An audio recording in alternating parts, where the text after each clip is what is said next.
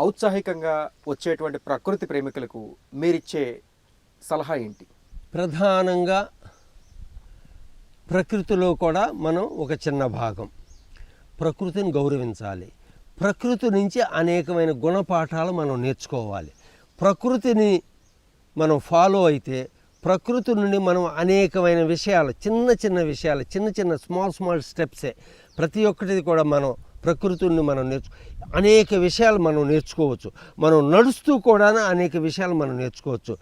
మనకి నడుస్తూ కూడాను మన భూమి మీద మన నడిచే త్రోవలో ఎలాంటి పురుగులు ఉన్నాయి, ఎలాంటి ఇన్సెక్ట్స్ ఉన్నాయి, చీమలు, దోమలు కూడా చాలా ముఖ్యమైన భాగం. కానీ మనకు చేటు చేసే దోమల నివారణ అనేది ఒక ప్రత్యేకం ఉంది. మళ్ళీ మొక్కల నుండి దోమల నివారణ కూడాను మొక్కల నుండి మనకు వస్తున్నాయి.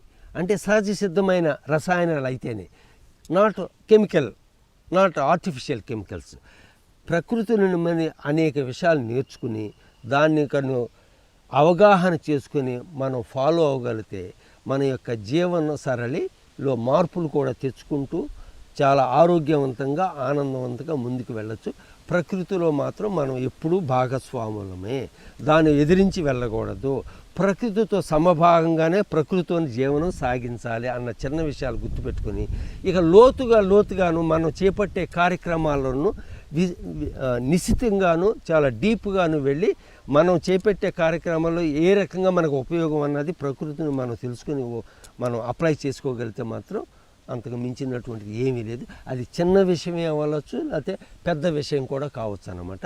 ప్రకృతిని మనం ఫాలో అవ్వాలి. మనం అతి జాగ్రత్తగా ముందడుగు వేసుకోవాలి. ప్రకృతితో పాటుగా న్యాచురల్ ఫార్మింగ్కి వెళితే వెంటనే ఫలితాలు మనం ఆశించకూడదు.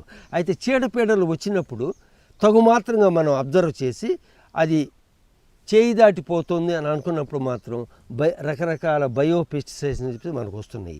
ముఖ్యంగాను మనకి ఉదాహరణకి వేప ఉందనుకోండి,